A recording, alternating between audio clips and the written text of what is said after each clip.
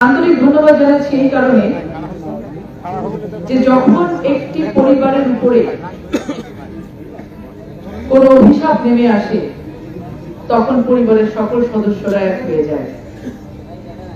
আজকে এই বাড়ির আঙিনায় আমি দাঁড়িয়ে আছি, এই বাড়িতে একটি অভিশাপ নেমে এসেছিল গত পরশু রাতে এবং বাগাতিপাড়ার জনগণ, দয়রামপুরের জনগণ এই বাড়ি থেকে তাদের পরিবার ভেবে সবাই একসাথে এসে দাঁড়িয়েছেন। আপনাদেরকে আমার পক্ষ থেকে, আপনাদেরকে আপনাদের নেত্রী আমার মা কামরুন্নাহার সিন্ধের পক্ষ থেকে, আপনাদেরকে আপনাদের ছেলে লালপুর উপজেলার সম্মানিত আহ্বায়ক ডক্টর ইয়াসির আশরাফ রাজনের পক্ষ থেকে আমি আন্তরিকভাবে কৃতজ্ঞতা জ্ঞাপন করছি। আম্মা এবং ভাইয়া দুজন দুটি কাজে ব্যস্ত থাকার কারণে আসতে পারেননি, আমি তৎক্ষণাৎ আসতে পেরেছি। ওনারা আমাকে আপনাদের কাছে পাঠিয়েছেন শুধু একটা মেসেজ দেওয়ার জন্য। জনাব রশিদ চৌধুরীর পরিবারের উপরে হামলা, কেউ এখানে চুরি করে বসে থাকবে না। আমি এখানে এসে শুনেছি, ভেতরে যখন কথা বলছিলাম চাচিমারা বলছিলেন রশিদ চৌধুরীর আব্বা দাদাকে ফজলুর রহমান পটল আব্বা ডাকতেন। আমি হয়তো সেটা জানতাম না, আমি আজকে নতুন শুনেছি। এখানে বসে থাকা যারা আছেন, আপনাদের নেতা, আপনাদের ছেলে ফজলুর রহমান পটলের সাথে যারা রাজনীতি করেছেন, আপনাদের হয়তো সেই বিষয়গুলো স্মরণ আছে। কোন নপুংসক, কোন অযাচিত রাজনীতিতে আসা কুলাঙ্গারের পক্ষে ফজলুর রহমানের পটলের হাতে গড়া সৈনিককে এতটুকু টাচ করার ক্ষমতা হবে না। সাহস থাকতে সামনে আসেন। কেন রাতে রাতে আপনাকে গুলি করতে হবে একটা বাড়িতে ঘুমন্ত মানুষের উপরে? নিজেদেরকে একবার চিন্তা করে দেখেন তো, কতখানি দেউলি আপনারা। গত 15 বছর ধরে মাফিয়া তন্ত্রের সাথে লড়াই করে যুদ্ধ করে টিকে থাকা আমরা বুলেটের ভয় করি না। তারপর আবার আপনাদের মতো চুরি করে গুলি করতে আসে মানুষ, লজ্জা করে না? বাংলাদেশকে নতুন করে গড়ার জন্য বাংলাদেশের আনাচে কানাচে প্রতিটা মানুষ যেখানে অক্লান্ত পরিশ্রম করছে, দেশটা তো আমাদের সবার। আপনাদের মতো কিছু ধসে পড়া, খসে পড়া ডাস্টবিনের ময়লার মতো মানুষ দেশটাকে নোংরা করার জন্য আবার উঠে পড়ে লেগেছেন। শেখ হাসিনা বিদায় হয়েছে, প্রেতাত্মা ঘুরে বেড়াচ্ছে। এই প্রেতাত্মার দল দেশ থেকে নিঃশেষ করতে হবে। আমাদেরকে সকলকে জাগ্রত থাকতে হবে, আমাদের সকলকে একতাবদ্ধ থাকতে হবে। বাংলাদেশ জাতীয়তাবাদী দল বিএনপি জনগণের দল, জনগণের ম্যান্ডেট নিয়ে ক্ষমতায় আসা দল। বিএনপি দুহাত উজাড় করে মানুষের কাছে দাঁড়িয়েছে। বিএনপি বলেছে বাংলাদেশের মালিক জনগণ, কারণ বাপের সম্পত্তি নাই দেশ। সেই দেশকে জনগণের হাতে ফিরিয়ে দিতে ছাত্র জনতার গণ অভ্যুত্থান হয়েছে।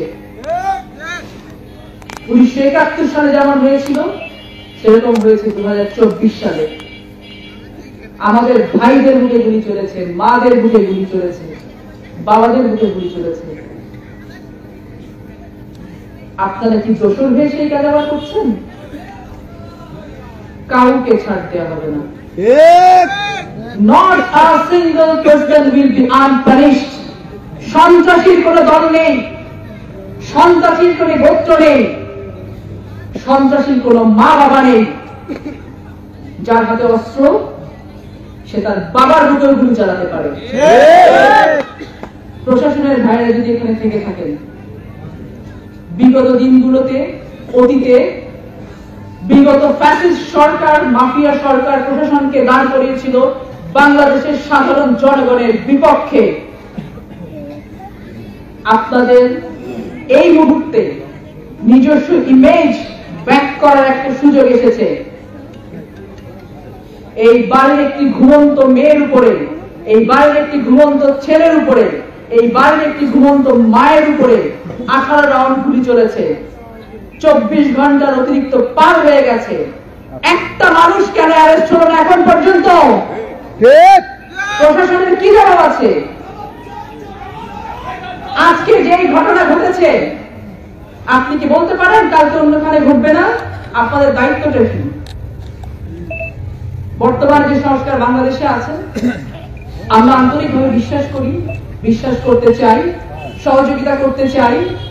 বাংলাদেশকে নতুন করে ঢেলে সাজানোর জন্য বর্তমান সরকার কাজ করছে। বাংলাদেশের সবগুলো রাজনৈতিক দল বর্তমান সরকারকে সহযোগিতা করছেন নিজেদের প্রয়োজনে, দেশের প্রয়োজনে। এই সহযোগিতা না করলে বাংলাদেশ উঠে দাঁড়াতে পারবে না। কিন্তু যখন এই বাংলাদেশের জনগণের রাতের ঘুম আবার হারাম হয়, যখন এই বাংলাদেশের জনগণের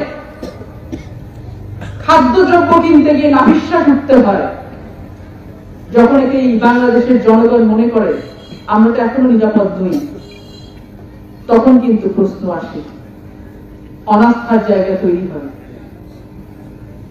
আমরা কোন অনাস্থার জায়গা তৈরি করতে চাই না। প্রশাসনের যারা আছেন, আপনাদের মাধ্যমে এই জনগণ এখানে যারা আছেন, লালপুর বাগাতিপাড়া পুরো নাটোরের জনগণ আপনাদের কাছে দাবি রাখতে চায়, আপনাদের সরকারের সাথে আপনারা যোগাযোগ করুন। কোন ফোর্স লাগাতে হবে? কেন লালপুর বাগাতিপাড়ার মাটিতে অস্ত্রের ঝঞ্ঝানি হচ্ছে? লালপুর বাগাতিপাড়ার জনগণের জবাব চায়। লালপুর বাগাতিপাড়াতে কখনো কোনো কালে অস্ত্রের রাজনীতি চলে নাই, ফজলুর রহমান পটেল চলতে দেয় নাই, দিয়েছে? কোন পিতার সন্তানের হাতে তিনি কোনদিন অস্ত্র তুলে দিয়েছেন? কলম তুলে দিয়েছেন, মানুষ হতে শিখিয়েছেন।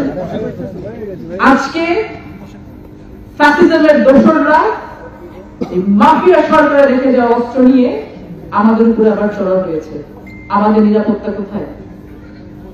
আমাদের নিরাপত্তা দিতে হবে, কারণ দেশ আমাদেরকে এই আপনাদেরকে করতে হবে। যদি না হয়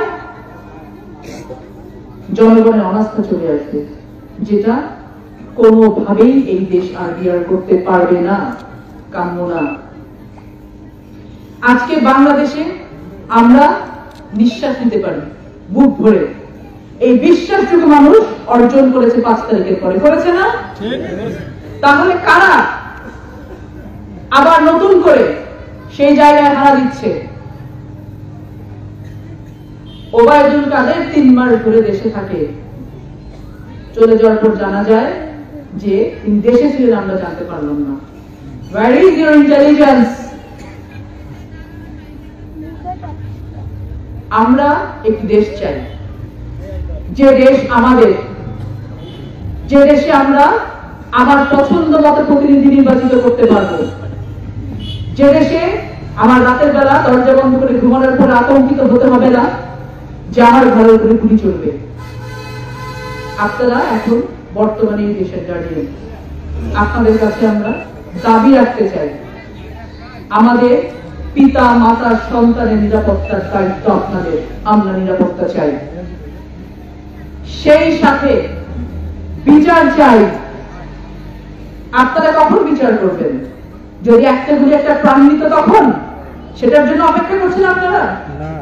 কেন 48 ঘন্টা 24 ঘন্টা 48 ঘন্টার মধ্যে একটা মানুষ অ্যারেস্ট হলো না? কেন আপনারা খুঁজে বের করতে পারছেন না? 18 রাউন্ড গুলি, this is not a matter of joke. কোথা থেকে আসলে এগুলো? আমরা আপনাদেরকে সহযোগিতা করতে প্রস্তুত। আমি আগেও বলেছি, আবারও বলছি, সন্ত্রাসীর কোনো দল নেই, কোনো নাম নেই, কোনো পরিচয় নেই। তিনি একজন সন্ত্রাসী। যার যেভাবে যেখানেই হোক না কেন তাকে অ্যারেস্ট করুন, আইনের আওতায় আনুন। না হলে প্রতি রাতে এই এক একটা ঘরের মতো আপনাদের ঘুমোতে হারাম হবে, আপনাদেরকে ছুটতে হবে। আজকে জাতীয়ভাবে আন্তর্জাতিকভাবে বাংলাদেশ দাঁড়ানোর চেষ্টা করছে। আজকে বাংলাদেশ জাতীয়তাবাদী দল বিএনপি সব থেকে বড় একটি গণতান্ত্রিক দল। এই দলের ভারপ্রাপ্ত চেয়ারম্যান দেশনায়ক টেকনাফ থেকে তেতুলিয়া উনি নিজে পায়ে ছুটতে পারছেন না, 24টা ঘন্টা উনি মানুষের সাথে যোগাযোগ স্থাপন করছেন। কি কারণে যোগাযোগ স্থাপন করছেন? উনি কাউকে বলেছেন সন্ত্রাসী করো? উনি কাউকে বলেছেন আওয়ামী লীগ এত লক্ষ লাশ ফেলেছে, তোমরা অত লক্ষ লাশ ফেলো? নেভার। তিনি কি বলেছেন? আমরা নতুন বাংলাদেশ চাই। আমাদেরকে নতুন বাংলাদেশ গড়তে হলে আমাদেরকে ধৈর্য ধরতে হবে। আমাদেরকে বোঝাতে হবে বাংলাদেশ জাতীয়তাবাদী দল বিএনপি কেন, কিভাবে, কেমন করে অন্য সবার থেকে আলাদা। আমরা যেখানে যারা এখানে বসে আছি প্রত্যেকটা মানুষ নিজস্ব কিছু ব্যক্তিগত চাহিদা নিয়ে রাজনীতি করি। প্রত্যেকের মনে হয়তো কেউ আমরা উপজেলা চেয়ারম্যান নির্বাচন করতে চাই, কেউ আমরা পৌরসভা চেয়ারম্যান নির্বাচন করতে চাই, কেউ ইউনিয়ন পরিষদ চেয়ারম্যান নির্বাচন করতে চাই, কেউ একটি কমিটির সভাপতি হতে চাই, সেক্রেটারি হতে চাই, কেউ জাতীয় নির্বাচন করতে চাই। প্রত্যেকের মনে কিছু না কিছু বাসনা আছে। মনে করার কোনো কারণ নাই ধানের শীষ তো আমি পাবই।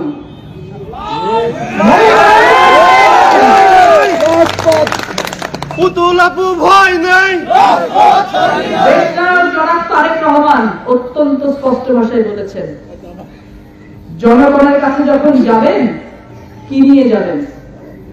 সবার আগে আপনি একজন ব্যক্তি।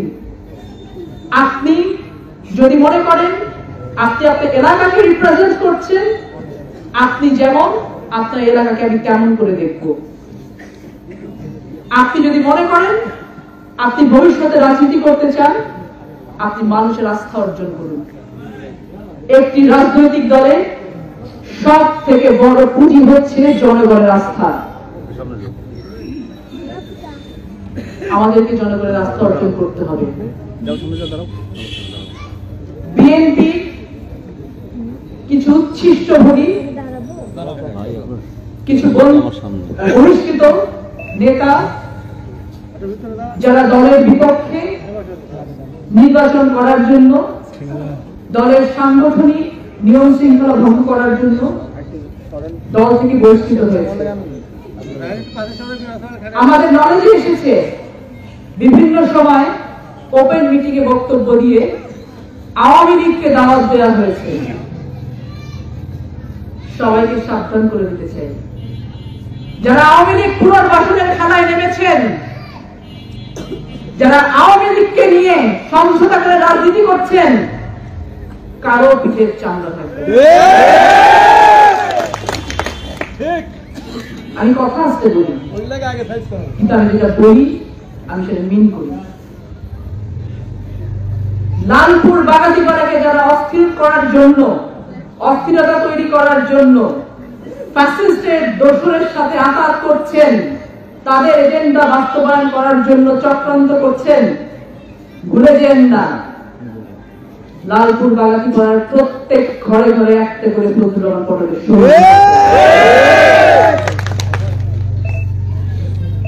ফজলুর রহমান পটল নিজে খাঁটি মানুষ ছিলেন, সৈনিক করে তৈরি করেছেন খাঁটি। আজকে 2016 সালে উনি আমাদেরকে ছেড়ে চলে গেছেন। আমরা তখন রাজনীতির রাস্তা চিনি না, আমরা তখন রাজনীতি বুঝি না।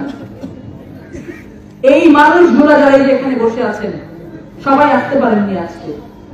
এই মানুষগুলো এখানে বুকে পিঠে করে আমাদেরকে সাহস দিয়ে পর্যন্ত নিয়ে আসছে। আজকে আপনাদের সামনে দাঁড়িয়ে বক্তব্য বলতে পারছি। আমাদের কোনো ক্রেডিট নেই, ক্রেডিট আপনাদের। আমরা আজকে এখানে দাঁড়িয়ে আছি আপনাদের জন্য। পাপ্পু চাচা বলে গেছেন কিছুক্ষণ আগে, হাফিজ ভাই বলেছেন কিছুক্ষণ আগে, প্রতিহত করুন। প্রতিহত করতে শুধু মাইক দিতে হয় না, যার কাছে যে ইনফরমেশন আছে, যে মনে করছেন এই ঘটনা ঘটাতে পারে, প্রশাসনকে অবহিত করুন, ইমিডিয়েটলি অবহিত করুন। লালপুর বাগাতিপাড়াকে অস্ত্র মুক্ত করতে হবে, লালপুর বাগাতিপাড়াকে আওয়ামী লীগ মুক্ত করতে হবে। লাশ পড়ে থাকবে বাংলাদেশের পথে ঘাটে। কয়টা লাশ পড়ছে? আমরা লাশের রাজনীতি করি না, আমরা প্রোঅ্যাক্টিভ রাজনীতি করি। কিন্তু যদি আবার অস্থিরতা তৈরি করতে চান, মনে করার কোনো কারণ নেই ছুরি হাতে দিয়ে বসে থাকবে। রাজনীতির খোলা মাঠ, সবাই মিলে সহযোগিতা করি। একটি নির্বাচন যখন হবে, নির্বাচনে জনগণ যাকে যাবে ভোট দিবে, রাষ্ট্র পরিচালিত হবে। আমরা সেই সরকারের মাধ্যমে দেশকে নিয়ে উঠে দাঁড়ানোর চেষ্টা করব। এত সহজ করে কি চিন্তা আমরা করতে পারি না? এত সহজ করে চিন্তা করতে না পারলে আপনার ভবিষ্যৎ প্রজন্মের জন্য আপনি কি পরিমাণ বিপদ ডেকে নিয়ে আসছেন আপনারা জানেন না।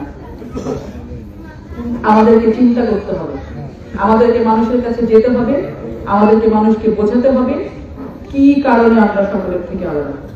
এজন্য আমি সকলকে উদ্দেশ্য করে বলতে চাই, এবং আমি বিশ্বাস করি যারা এই ঘটনা ঘটিয়েছেন তারা হয়তো আমাদের আশেপাশে ঘুরঘুর করছেন। আপনাদের উদ্দেশ্যে বলছি, আপনাদের ঘরে মা বোন আছে। আল্লাহ তাআলার বিচার অন্যরকম বিচার, যেটা 5 তারিখে ঘটেছে। ওই বিচার যখন আকাশ থেকে নেমে আসবে, কেউ ছাড় পাবেন না। কোঅপারেট করুন সবাই মিলে। প্রশাসনের ভাইদের আমি বলছি, এখানে বাগানপাড়া যিনি ওসি আছেন আব্দুল ভাই, সজ্জন ব্যক্তি, আমি ওনার সাথে কথা বলেছি। আমি প্রশাসনের বিভিন্ন পর্যায়ে কথা বলেছি গত পরশুদিন থেকে। আমি রাজশাহী রেঞ্জের যিনি সম্মানিত ডিআইজি আছেন তার সাথে আমি কথা বলবো আজকে ঢাকায় যেতে থেকে। আমি আন্তরিকভাবে বিশ্বাস করি যে ঘটনা ঘটেছে, এই ঘটনার অতি দ্রুত তদন্তের মাধ্যমে কোনো কোনো ব্যবস্থা তারা গ্রহণ করবেন। এবং বাগাতিপাড়াবাসীকে আমি এতটুকু কথা দিয়ে যেতে পারি, আল্লাহ তাআলার রহমতে আজকে আপনারা এখানে যারা বসে আছেন, আমি সত্যি করে বলছি আমাদের তেমন কোনো যোগ্যতা নেই। যোগ্যতা আছে যে আমরা ফজলুর রহমান পটলের সন্তান, আমরা আপনাদের সন্তান। আপনারা ভরসা রাখুন, আপনারা বিশ্বাস রাখুন। জনাব রশিদ চৌধুরী, উনি আমার কাছে বাবার মতো। আমি যখন ঘরে ঢুকেছি, চাকমা আমাকে আঁকড়ে ধরে কেঁদে ফেলেছেন। আমার বলার কোনো ভাষা ছিল না। আজকে যদি বিএনপি ক্ষমতায় থাকতো, আমি জোরে গলায় বলতে পারতাম, আমরা দেখব প্রশাসন কিভাবে কাজটা করে। আমরা আজকে আপনাদেরকে অনুরোধ করতে পারি, আপনারা অতি দ্রুত যেন আবার কোনো অঘটন না ঘটে, সেটার জন্য আশেপাশে ঘুরে বেড়ানো এসব দুষ্কৃতিকারীকে গ্রেফতার করুন, তাদের শাস্তি নিশ্চিত করুন। লালপুর বাগাতিপাড়াকে আনরেস্ট করা থেকে বিরত থাকুন। আমাদের যে সময় সামনে আছে অত্যন্ত কঠিন সময়। একটি ধ্বংসস্তূপের উপরে আমরা দাঁড়িয়ে আছি। এখান থেকে একটা ইমারত তৈরি করা এত সহজ কোনো কাজ না। আপনাদের প্রত্যেককে ধৈর্য ধরতে হবে, আপনাদের প্রত্যেককে প্রশাসনকে সহযোগিতা করতে হবে, আপনার প্রত্যেককে নিজেকে প্রশ্ন করতে হবে, আমি কি করছি যে জনগণ আমাকে ভোট দেবে। আপনি যদি কামরুন্নাহার সিরিজের প্রতিনিধি হিসেবে কোনোখানে যান, আপনি যদি ডক্টর ইয়াসির আরাফাত রাজনীতির প্রতিনিধি হিসেবে কোথাও যান, আপনি যদি ফারজানা শারমিন পুতুলের প্রতিনিধি হিসেবে কোথাও যান, নিজের পরিচয়টা দিন। আপনারা গণতান্ত্রিক পদ্ধতিতে রাজনীতিতে বিশ্বাস করেন, আপনারা কোনো মাফিয়া তন্ত্রে বিশ্বাস করেন না। সবার জন্য ফজলুর রহমান পটলের পরিবারের দরজা উন্মুক্ত। প্রত্যেকে রাজনীতি করুন, প্রত্যেকেই আমাদের পরিবারের সাথে রাজনীতি করুন, চক্রান্ত বন্ধ করুন। যারা ঘুরছেন, যারা ফিরছেন, আপনাদের পরিণতি কিন্তু খুব বেশি ভালো হবে। আমি বেশি বক্তব্য লম্বা করবো না, আমি এখান থেকে চলে যাবো কিছুক্ষণের মধ্যে। তবে যে ঘটনা ঘটে গেছে দুঃখজনক। আমাকে কয়েকদিন এটা কবি বলেছেন যে আপনারা একটা কর্মসূচি দেন। আমি পরবর্তীতে আমাদের যে বাগানপাড়ার যে আহ্বায়ক আছেন, সর্বশিশু আছেন, লালপুরের আহ্বায়ক আছেন, আমাদের আপনি আসতে পারেন, তার সাথে কথা বলে, লালপুরের সদস্য কথা বলে, গোপালপুরের আহ্বায়ক সদস্য কথা বলে আমরা একটা লালপুর বাগানপাড়া গোপালপুর ব্যাপী একটা কর্মসূচি দিব। এটার প্রতিবাদটা শুধু রশিদ চৌধুরীর বাড়ির উপরের হামলার প্রতিবাদ না, সারা বাংলাদেশে জনগণের উপরে এটা হামলা। আমরা একটি গণতান্ত্রিক রাষ্ট্রের দিকে আগাচ্ছি, সে সময় এই হামলা অনেক বেশি সিগনিফিকেন্স বহন করে, এটা আর হতে দেওয়া যাবে না। আপনারা সকলে ভালো থাকবেন, সুস্থ থাকবেন, একতাবদ্ধ থাকবেন এবং বিএনপিকে সমুন্নত রাখার জন্য, বিএনপিকে সামনে এগিয়ে নিয়ে যাওয়ার জন্য জনাব ভারপ্রাপ্ত চেয়ারম্যান জনাব তারেক রহমান যে নিরলস প্রচেষ্টা প্রতিটা মুহূর্ত চালিয়ে যাচ্ছেন, 31 দফার দাওয়াত দিয়ে বেড়াচ্ছেন। খুব শীঘ্রই আপনার নাটোরে হয়তো সেই দাওয়াত নিয়ে আসবে নেতৃবৃন্দরা ঢাকা থেকে। আপনাদের সেই বিষয়গুলো দাঁড়ে দাঁড়ে পৌঁছে দিবেন। সেখানে সবার আগে আছে রিকনসিলিয়েশন, প্রত্যেক মানুষের সহাবস্থান। আপনারা আপনার পাশের ভাই যদি কোনো অন্যায় করতে থাকে, যদি কোনো ক্রাইম করতে থাকে, তাকে বোঝান যে নতুন বাংলাদেশে এটা সহ্য করা হবে না। সকলকে অসংখ্য অসংখ্য ধন্যবাদ। সকলকে অসংখ্য ধন্যবাদ। আপনারা একে অন্যের সাথে থাকবেন এবং আমি কথা দিয়ে যাচ্ছি, আমি প্রশাসনের সাথে আবার কথা বলবো। তারা আমাকে আশ্বস্ত করেছে যে যে কোনো মূল্যে আমরা অতি দ্রুত এই ঘটনার সাথে জড়িতদেরকে গ্রেফতার করব। আপনারা ভালো থাকুন, সুস্থ থাকুন। বাংলাদেশ জাতীয়তাবাদী দল বিএনপি জিন্দাবাদ, জনাব তারেক রহমান জিন্দাবাদ, দেশনেত্রী বেগম খালেদা জিয়া জিন্দাবাদ, শহীদ প্রেসিডেন্ট জিয়াউর রহমান অমর হোক। সকলকে অনেক ধন্যবাদ। ভয় নাই, রাজপথ ছাড়ি নাই, শিরিন জাতিমার ভয় নাই, রাজপথ ছাড়ি নাই, রাজন ভয়ের ভয় নাই, রাজপথ ছাড়ি নাই, রশিদ চাচার ভয় নাই, রাজপথ ছাড়ি নাই, রশিদ চাচার কিছু হলে জ্বলবে আগুন ঘরে ঘরে, রশিদ চাচার কিছু হলে জ্বলবে আগুন ঘরে ঘরে।